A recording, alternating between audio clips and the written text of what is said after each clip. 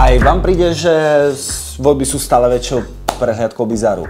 Tento rok sme videli úplne všetko. Od behania po rokovacej sieni parlamentu, cez superhrdinov vo forme Street Fightera, až po prejavy náklonnosti ako boskávanie a týranie detí. Práve preto sme sa rozhodli priniesť vám v Euraktiva rebríček top 15 najväčšieho predvolebného bizáru z tohtoročných eurovolieb. A začneme rovno v najväčšej koaličnej strane. Přivítejte prosím Petra Fialu, Markétu Pekarovou Adamovou, Mariana Jurečku a naše kandidáty do Evropského parlamentu Alexandra. Predpokladám, že už teraz viete, že Spolu kandiduje do európskych volieb. Spolu. Koalice Spolu do Evropského parlamentu, to je jako když máte kuřecí stehno, natřete si ho marmeládou a posypete nivou. Ale viete aj to, že superlídrom kandidátky je Alexander Vondra? Samozrejme, že viete, pretože je úplne všade, na billboardoch, na plagátoch, debatách, videách. A nikdy vám nezabudne pripomenúť, že on zachránil dve veci. Spaľovacie auta a demokraciu. Vondra Alexander, narozen 17.8.61.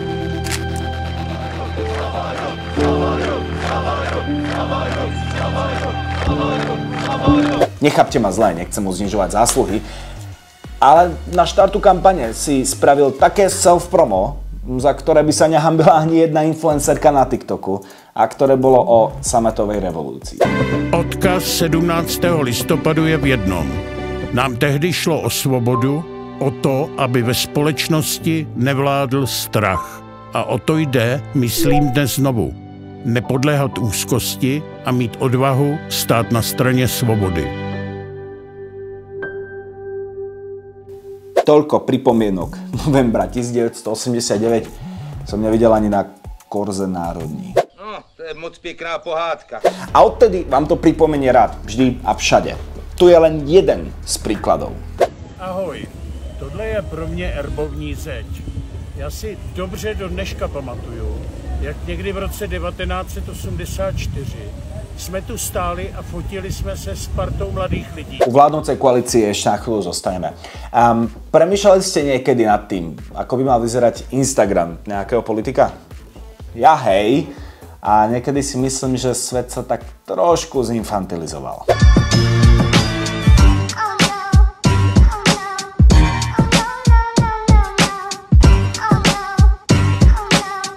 Feedy niektorých politikov sú naozaj prazvláštne a medzi ne sa dlhodobo radí aj ľidovecký europoslanec Tomáš Zdechovský. So this is Christmas, and what have you done? Another year over. Na jeho feedu nájdeme snáď úplne všetko. Tanečky, judo, prapodivné remakey českých filmov do forem memečiek.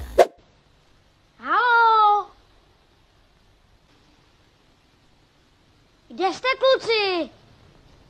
Jeho láska k bizaru je ale dlhodobá. Je totižto autorom básní, ktoré sú, tak povedať, romantické. A čím umíte ženy okouzlit? Nejvíce svýma vtipama a myslím si takovou dokonalou směsicí šarmantnosti a takového trošku zastudlého puberťáctví. Do Európskeho parlamentu sa s veľkou pravdepodobnosťou dostane znovu, tak nás snáď neprestane zásobovať bizarom najvyššej kvality.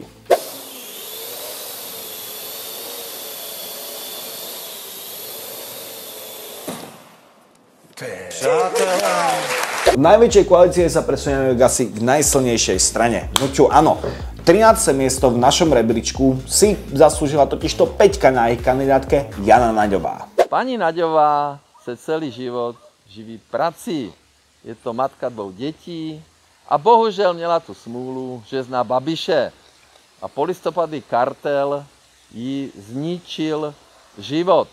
Jej vysoké umiestnenie na kandidátke eurovolební líderka Klára Dostálová v našom rozhovore pripisovala tomu, že vraj je expertkou na eurofondy. To, že v hnutiu Áno majú zmysel pre iróniu a trolling, dokazuje fakt, že Naďová bola súdená spolu s Babišom práve kvôli čerpaniu eurofondov. Jasné, bola nepravomocne oslobodená, ale že by to bola jej najsilnejšia stránka. Co byste chtěla udělat jako první, pokud by to vyšlo?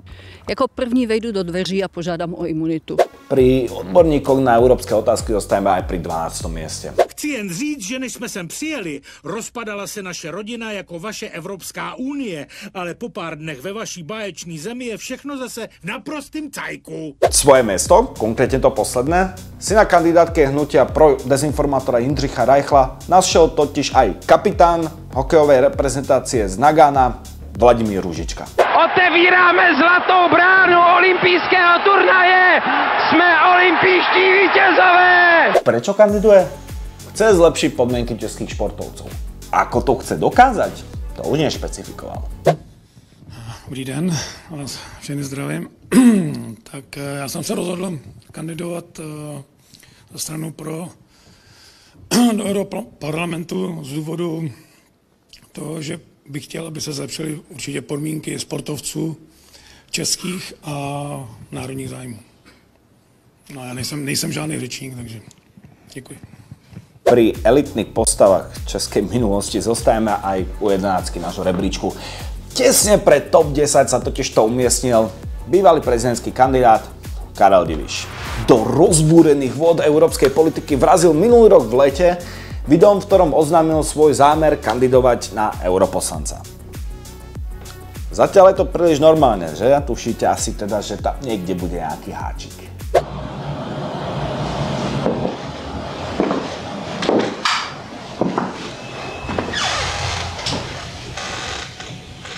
Áno, v oficiálnom kandidátskom videu sa vloudila chybička.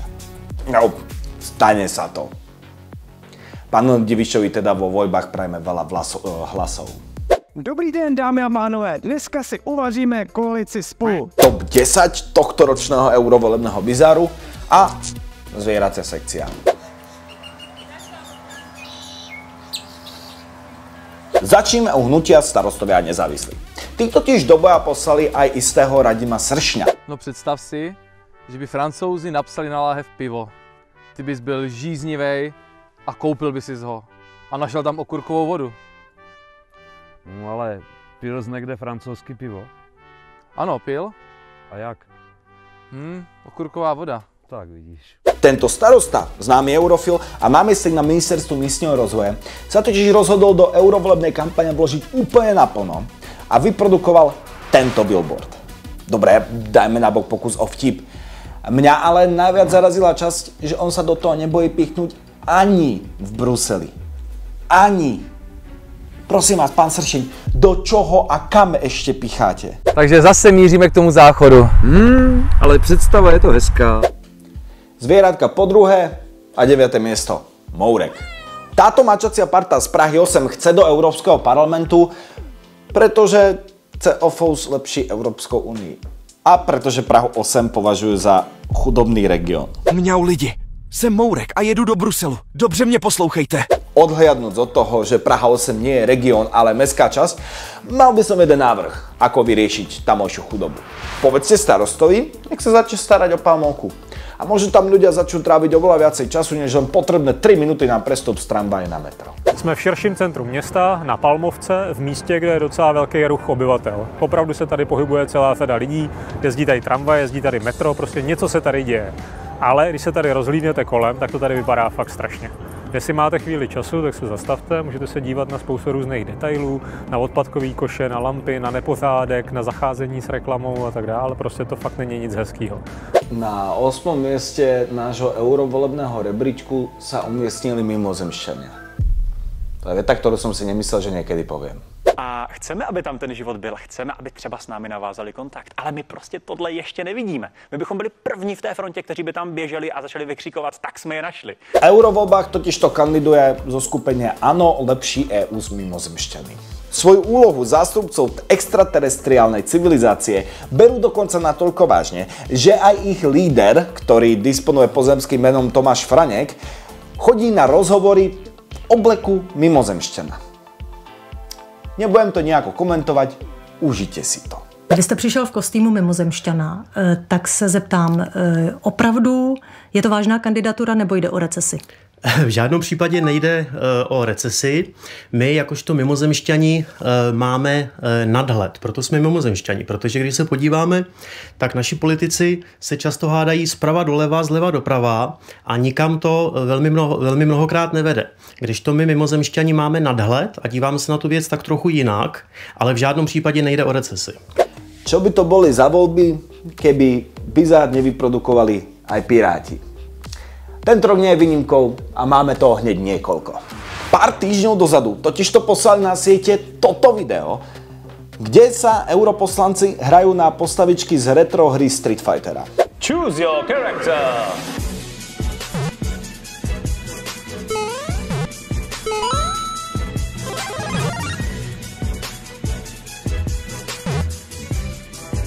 Forces of Light win.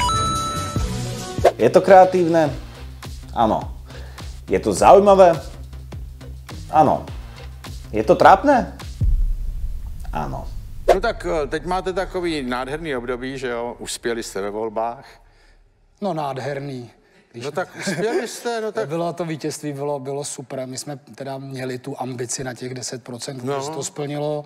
Je to skvělý, už sedíme v té sněmovně, no, ale... teď se to bude jenom zhoršovat už, no. Myslíte? No to nejlepší máte za sebou, to je jasné. K Pirátom sa ešte vrátime, nebojte. 6. miesto ale obsadili všetci tí odvážni, ktorí sa neboja hovoriť o miery. A tu trochu zvážneme. Podobní politici, kteří vyprovokovali konflikt na Balkáně, rozbití Jugoslávie, bombardování Srbska, nyní brojí proti separatismu. Není náhodou, že titíž lidé útočí na snahy o mírové urovnání konfliktů. Je úkolem tajných služeb a nikoli poslanců nebo novinářů, aby zjišťovali případy špionáže a jiné protistátní trestné činnosti. Evropa je těhotná válkou. Mějme se na pozoru. Odhliadnúc od toho, že sú to prázdne kampaňové reči, ktoré hrajú na ten najhlbší cit, strach. Čo vôbec znamená odvážne hovoriť o miery? No už nič. Hovoriť o miery má asi taký vplyv na mier ako Instagramový post. Ani náhodou to nie je odvážne. To je asi tak odvážne ako hovoriť, že bojujete proti cenzúre a pritom žiadna nie je. Odmítáme migrační pakt, euro, Green Deal a cenzuru názorů a projevů lidí. Je to mlátenie prázdnej slamy, je to hlúpe, ale bohužiaľ funguje to. Časť spoločnosti je už tak poblúznená z ruskej propagandy, ktorá sa na nich valí na sociálnych sieťach, že vlastne dáva zmysel postaviť si kampaň na tej istej retorike. Pretože na 100% zafunguje. A až pojedeš na festiáček za Uralem hrát, věř mi na D1 ještě vzpomeneš si rád. Jestli nás Rusko obsadí, tak mě to vůbec nevadí. Konečně budem moře mít místo oběda, vodku pít na dovolenou k Donbasu. Budeš moct vyjet bez pasu a jestli ne, tak zadrž pláč, pojedeme na Mácháč.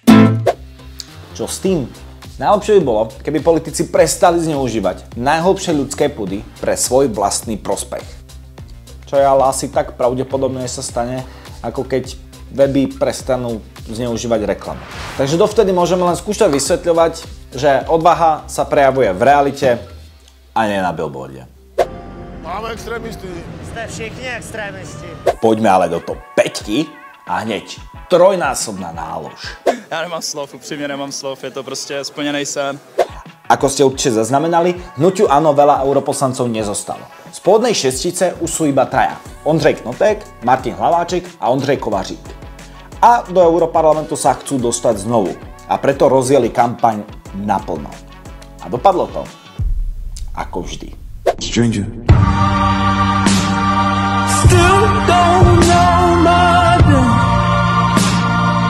Ukázali nám, ako behajú po štrasburskej rokovacej sieni, ako sa hrajú na Jamesa Bonda, ako krmia vtáky v Prahe, ako sa rozprávajú s Kohútom, ako robia súťaže o teniskách priživovaním sa na dezinformáciách, alebo len ako vytvárajú mémy, ktorým evidentne nerozumejú. Já se z tebe asi picnu. No už táto trojica si evidentne kampaň užíva, tak my si užívame smiech, ktorý nám tým spôsobujú. Ahoj, Blacku. Daj do blúzka, co? Daj do blúzka, Blacku. Daj do blúzka. Tesne pred stupňom víťazov sa podľa nás umiestnila líderka eurokandidátky hnutia Áno, Klára Dostálová. A hneď pochopíte prečo. Dostálová je totiž bývalá ministerka, súčasná poslankyňa a nie je členkou Áno. Čo by ste mohli povedať, že v tak centralizovanom hnutí, kde stačí iba vystúpiť proti predsedovi a už ste odstúpení, by mohla byť nevýhoda. Ale nie, Kláru Dostálovú majú evidentne v hnutí radi. Kláru mám hrozně ráda a nesmírně jí věřím. A preto môže naplno kampaňovať. Já taky děkuju, mám tě moc ráda. Bronzové miesto patrí bývalej prezidentskej kandidátke a tohtoročnej líderke kandidátky starostov do eurovolieb Danuši Nerudovej. A to z jedného jediného dôvodu. U nej v kampani si totižto zmysleli, že jedna Danuše Nerudová nestačí. Potrebujeme dve. Vedle mě sedí naše Danuše. Všichni ji znáte.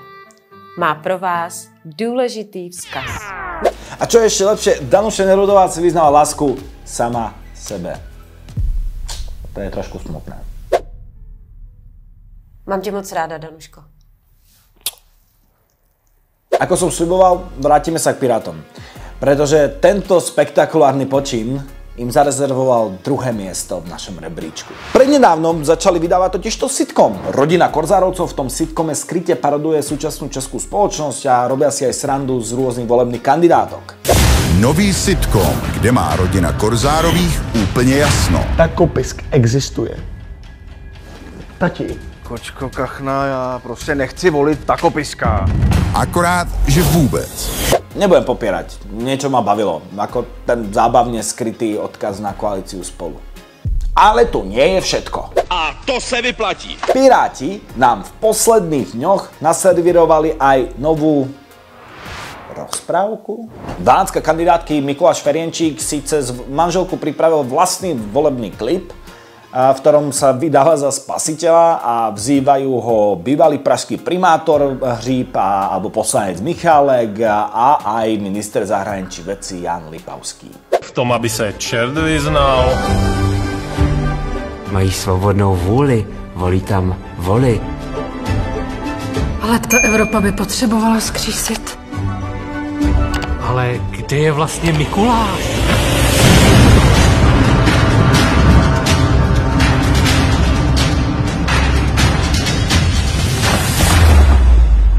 Po zhliadnutí tohoto klipu je možné konštatovať, že sme našli vizuálnu definíciu politického bizáru.